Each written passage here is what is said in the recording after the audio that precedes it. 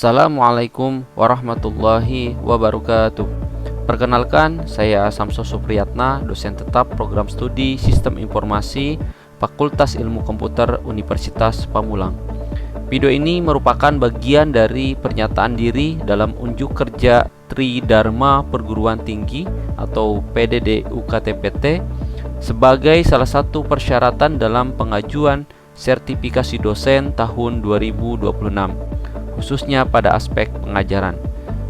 Pada kesempatan ini, izinkan saya memaparkan secara singkat salah satu mata kuliah yang saya ampu, yaitu pemrograman Web 2 dengan menggunakan bahasa pemrograman PHP.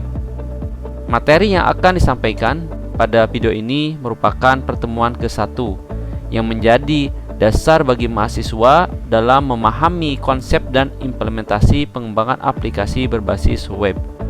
Warahmatullahi wabarakatuh. Perkenalkan, nama saya Samso Supriyatna, Skom, dosen program studi Sistem Informasi Universitas Pamulang. Alhamdulillah, pada kesempatan pagi ini saya akan menjelaskan salah satu mata kuliah yang saya ampu, yaitu mata kuliah pemrograman Web 2. Mata kuliah ini diberikan pada semester 2. Jadi teman-teman sekarang semester 2 ya, di mata kuliah pemrograman Web 2 yang sebelumnya sudah teman-teman pelajari di mata kuliah pemrograman Web 1. Nah, untuk metode pembelajaran mata kuliah ini yaitu sifatnya blended e-learning ya. Jadi yang di pertemuan tatap muka ya kita adakan di sini, dan kita ada juga nanti proses e-learningnya ya, e-learning menggunakan aplikasi Mentari. Nah, selanjutnya dalam pelaksanaannya terdapat 3 metode pembelajaran yang digunakan ya. Jadi kita adakan dari mulai ceramah ya, saya sampaikan terkait dengan materinya, terus nanti ada praktikum teman-teman. Nah, makanya saya sudah minta teman-teman membawa perangkat laptop ya, untuk mendukung dalam mata kuliah pemrograman Web 2 ini. Terus ceramah, praktik ya, praktikum, dan juga nanti sesi diskusi teman-teman ya. Jadi nanti kita ada diskusinya juga terkait dengan kendala ataupun permasalahan yang teman-teman alami. Nah, selanjutnya capaian pembelajaran teman-teman. Nah, jadi di sini kita mengacu kepada RPS. Apa itu RPS? Ya, RPS itu merupakan rencana pembelajaran semester. Jadi rencana kita belajar di dalam 1 semester. Nah, di sini capaian dari mulai keterampilan umum. Jadi mahasiswa mampu menerapkan pemikiran logis, kritis, sistematis, dan inovatif dalam konteks pengembangan dan implementasi ilmu pengetahuan dan teknologi yang memperhatikan dan menerapkan nilai humaniora yang sesuai dengan bidang keahliannya. Selain itu, di dalam keterampilan umum mampu mengambil keputusan secara tepat dalam konteks penyelesaian masalah di bidang keahliannya berdasarkan hasil analisis informasi dan data. Nah, jadi teman-teman, di dalam mata kuliah ini teman-teman diharapkan juga mampu ya mengambil suatu keputusan, karena memang di dalam pemrograman sendiri ya kita harus bisa memutuskan bagaimana program itu harus berjalan, harus seperti apa source code atau program yang kita buat kayak gitu ya. Ini di dalam keterampilan. Adapun keterampilan khusus, nah di sini mampu menerapkan sistem informasi dalam pengelola data dan memberikan rekomendasi pengambilan keputusan pada proses dalam sistem organisasi juga. Nah, selanjutnya capaian pembelajaran mata kuliah teman-teman. Nah, ini ya. Jadi harapannya ketika teman-teman selesai mata kuliah ini di semester 2 ya sampai dengan pertemuan terakhir, mahasiswa itu mampu merancang dan mengembangkan aplikasi web dinamis menggunakan PHP dan MySQL. Maksudnya dinamis seperti apa, teman-teman? Dinamis seperti apa? Fleksibel ya. Lebih fleksibel. Artinya apa? Datanya itu, aplikasi yang kita buat itu datanya itu sifatnya berubah-ubah ya. Jadi sesuai dengan user. Contoh aplikasi MyUnpam kita. Nah, saya masuk sebagai dosen, otomatis informasi atau data yang muncul adalah ya data saya sebagai dosen. Begitu kategorikan aplikasi yang sifatnya dinamis dan tentunya terintegrasi dengan database. Oke, jadi MySQL ini disebut sebagai apa? Database, gitu ya. Database atau DBMS MySQL. Selanjutnya mengimplementasikan sintaks PHP dan perintah SQL serta menghubungkan database dengan PHP. Menerapkan mekanisme session, cookie, manipulasi file, form handling, dan validasi data. Memahami konsep pemrograman terstruktur dan object oriented programming atau OOP. Nah, di sini teman-teman. Jadi kita outputnya bikin sistem, bikin aplikasi yang sudah menerapkan sistem OOP, object oriented programming. Jadi aplikasi itu nanti terstruktur dari beberapa kelas, dari beberapa metode gitu ya. Nah, itu nanti bisa kita integrasikan, kita panggil kayak gitu ya. Jadi nggak bikin aplikasi itu dalam satu file misalkan atau dua file. Jadi kita pecah dengan konsepnya OOP. Serta mengembangkan perangkat lunak berbasis OOP dengan menerapkan objek, kelas, pewarisan, enkapsulasi, abstraksi, dan polymorphism dalam sistem informasi. Oke, nah ini capaian pembelajaran mata kuliah.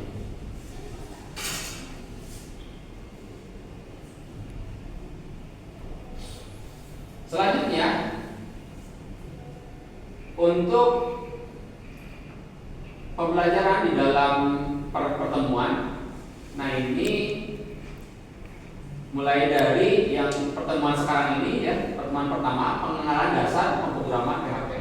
Selanjutnya konsep cara bekerja server side scripting ya, struktur dasar dari PHP, konsep pembuatan variabel konstanta dan menggunakan variabel dalam PHP, serta proses di mana kita menampilkan datanya ya, di dalam PHP atau proses cetak.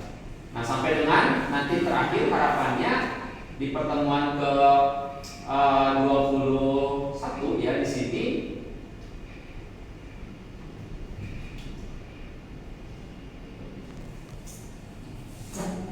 mahasiswa sudah bisa dan mampu menganalisis data. Ya, jadi nanti kita analisis data, membuat database, table, perancangan aplikasi ya, implementasi coding, dan kita lakukan proses review materi atau project aplikasi yang telah dibuat.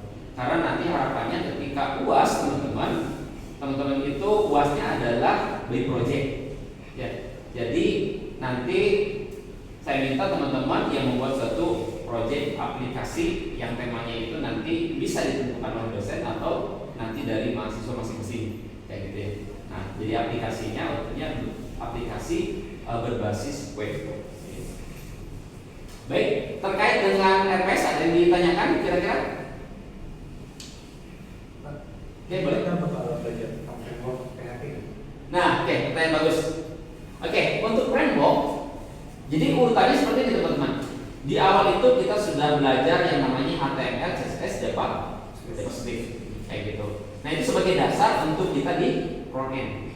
Ya, walaupun JavaScript ini bisa untuk bagian juga. Nah, selanjutnya kita fokus di semester 2 ini di dalam bahasa PHP khusus untuk backend. Kayak gitu ya, khusus untuk backend. Nah, karena fungsi-fungsi di sini yang perlu kita pelajari lumayan banyak. Nah, outputnya itu sudah kita paham OOP, baru nanti di semester 3 kita menggunakan yang namanya framework. Kayak gitu. Jadi belum masuk ke framework. Karena framework kalau kita sudah paham di OP, sudah paham di konsep MPC, model view controller, nah itu akan mudah kita belajar semester 3. Kayak gitu. Akan tetapi kalau OP-nya kita belum dapat, belum paham, dan MPC-nya belum paham, nanti akan kesulitan di belajar yang namanya framework. Nah itu urutannya. Jadi nanti semester 3. Oke, baik. Oke, selanjutnya teman-teman. Nah di sini kontrak perkuliahan. Ya, jadi kontrak perkuliahan semester genap. Semester genap 2025-2026. Nah ini kehadiran mahasiswa itu paling sedikit 75%. Ini saya ingat kembali ya, kayak gitu. Karena teman-teman itu harus terpenuhi, ya berarti kalau misalkan 21 kali pertemuan, ya paling tidak sekitar 18 ya. 18-an teman-teman harus atau 17-an lah, 17 harus wajib hadir gitu ya. Jadi kalau kurang dari 75, konsekuensinya adalah nilainya D. Nah itu kadang dari saya pun ya itu sudah sesuai dengan tadi sistem presensi, otomatis update ke dalam sistem penilaian kayak gitu ya. Itu sudah otomatis by sistem. Kurang dari 50 yaitu nilainya adalah D. Nah selanjutnya absensi. Nah kita seperti biasa ya teman-teman, kita dilakukan menggunakan presensi digital kayak gitu. Nah bisa menggunakan barcode, stabilkan atau nanti langsung di absen oleh dosen. Tapi kita sudah menggunakan digital. Terus absensi berjalan. Nah ini bisa teman-teman lakukan ya, berarti dari bulan cek ke CK gitu ya. Atau kalau tidak salah bisa ke malam juga. Terus selain itu bisa mengajukan izin ketidakhadiran. Ya ini semuanya by sistem gitu ya. Nanti yang tidak hadir ya ajukan by sistem. Jadi upload juga untuk bukti dukungnya untuk saya. Lanjut untuk bobot dan sistem penilaian di mata kuliah ini teman-teman. Ini kan mata kuliah 3 SKS, totalnya 20 kali satu pertemuan.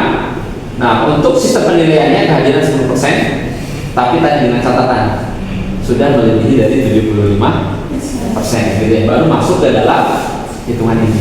Kalau kurang ya nggak berlaku karena otomatis di awal nilainya D ataupun F gitu ya.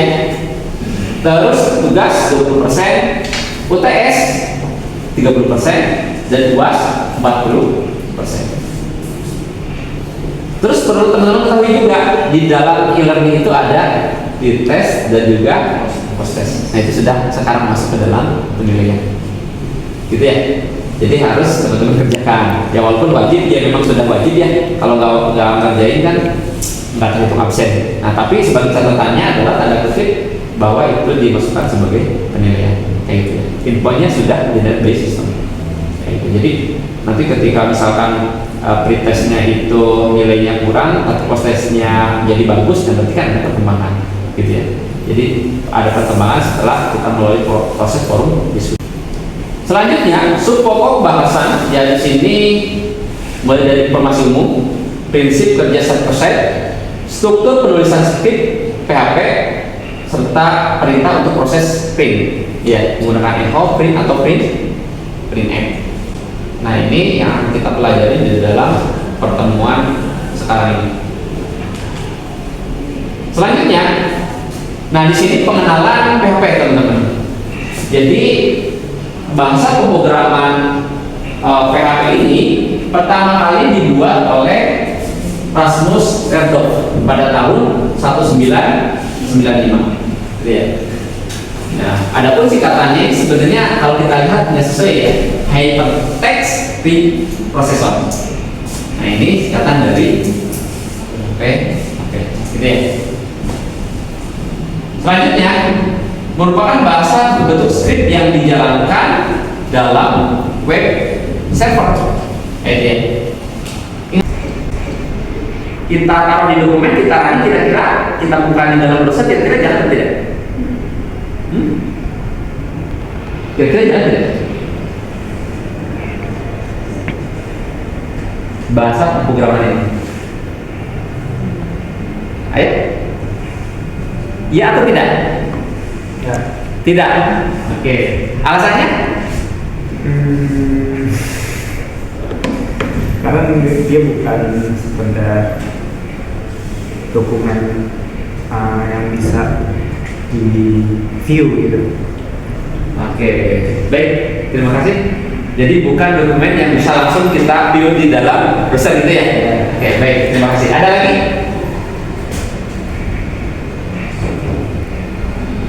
Oke, jadi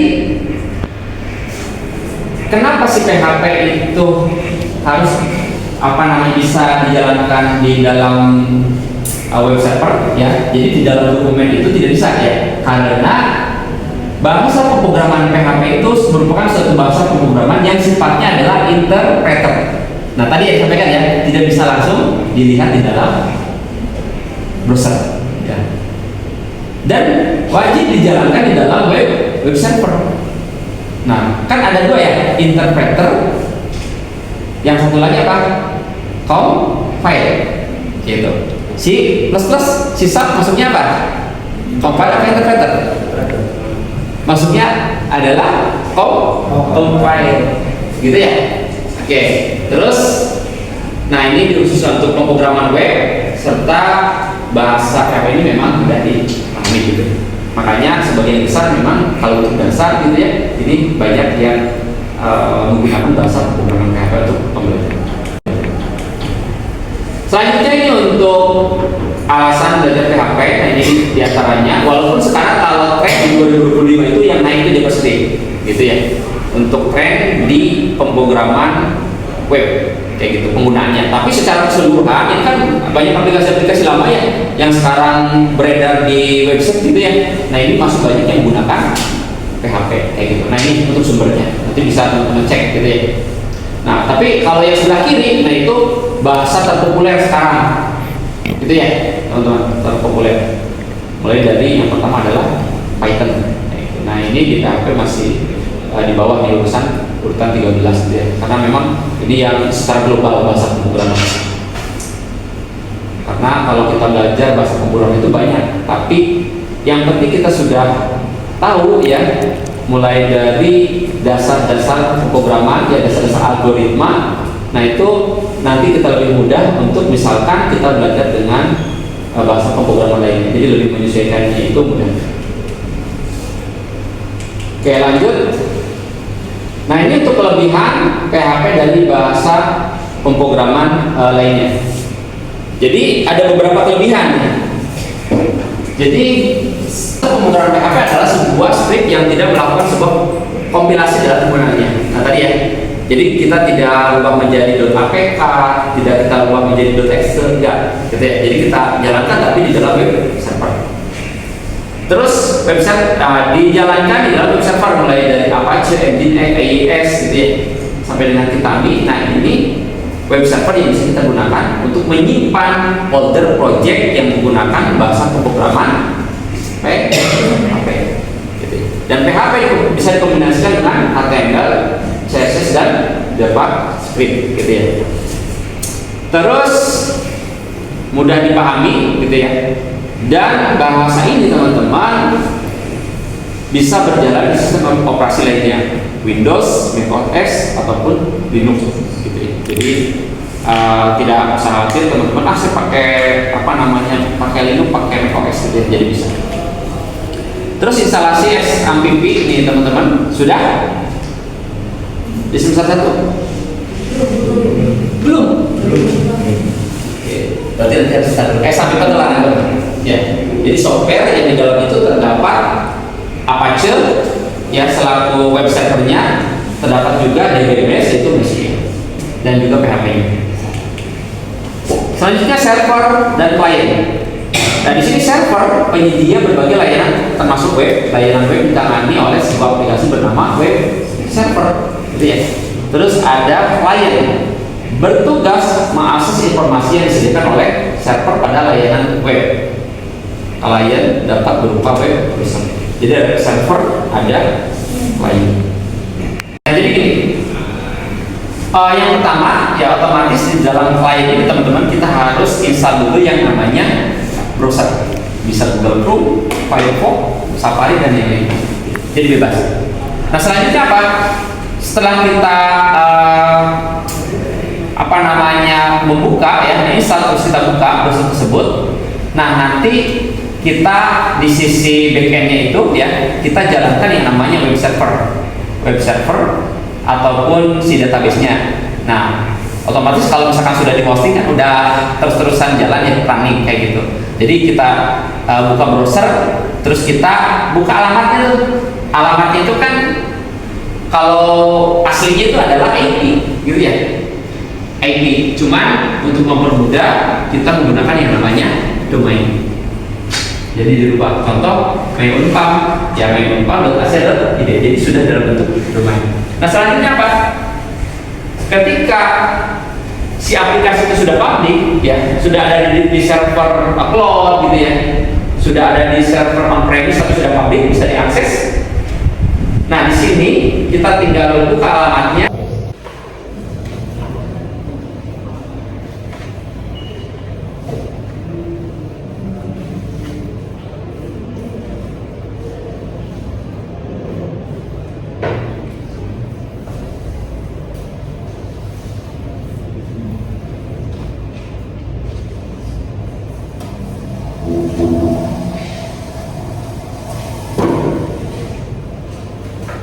Nah, jadi seperti ini. Nah, ini ya. Nah, di sini ada Apache. Apache itu apa tadi? Apache merupakan web server. Terus ada juga MySQL. Nah, ini merupakan database. Yang sebelah kanan apa namanya? Sebelah kanan ini merupakan suatu port yang digunakan. Ya, jadi dalam komputer itu ada port ya untuk alamat dari masing-masing sistem yang kita gunakan di dalamnya. Nah, ini ada port.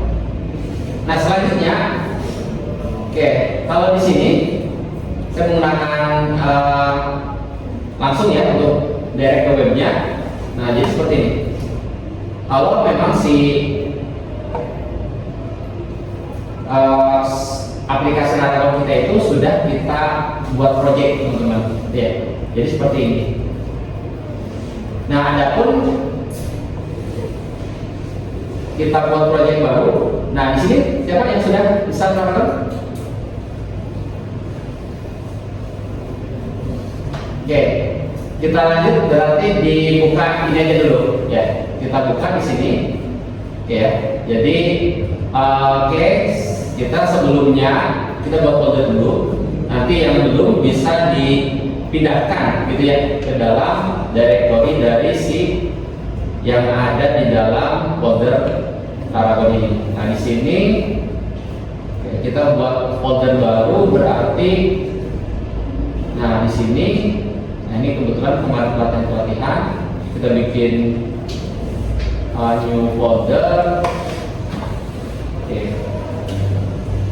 pemrograman web 2. Jangan pakai spasi ya. Oke, ada yang tetap buat ya, walaupun belum ada di dalam web server. Nanti yang belum berarti menyusul untuk install. Baik, selanjutnya,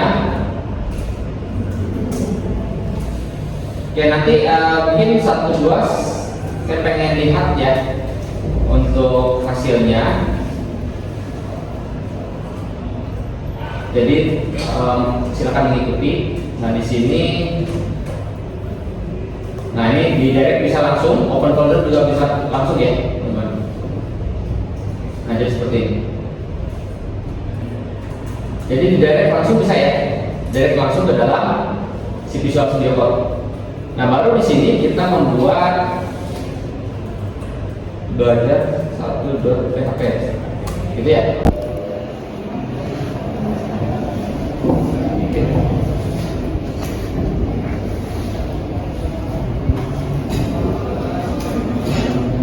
Oke, teman-teman, mungkin karena waktunya sudah habis ya. Kesimpulannya, jadi untuk mata kuliah ini adalah PHP, ya singkatan dari PHP, Hypertext Preprocessor merupakan bahasa yang membentuk script yang ditempatkan di dalam web server, ya, yang hasilnya dikirim ke dalam klien. PHP dikatakan sebagai sebuah bahasa pemrograman yang server side, yang embed script language, artinya sintaks dan perintah yang kita berikan akan sepenuhnya dijalankan oleh server. Beda halnya tadi dengan yang compiler, ya harus jadi APK dulu, harus jadi aplikasi dulu. Nah, tapi di sini ya di dalam PHP itu bisa kita sertakan pada HTML, CSS dan JavaScript. Jadi aplikasi-aplikasi yang dimulai oleh PHP pada umumnya akan memberikan hasil pada web server, tetapi prosesnya secara keseluruhan dijalankan di dalam web server. Terus untuk pembatasan yang paling umum adalah, nah ini sintak kurang dari tanda tanya PHP ya, untuk membuka dan menutupnya dengan tanda tanya lebih dari. Oke, mungkin sekian teman-teman yang dapat saya sampaikan, mudah-mudahan bermanfaat. Kurang-lebihnya mohon maaf. Wassalamualaikum warahmatullahi wabarakatuh.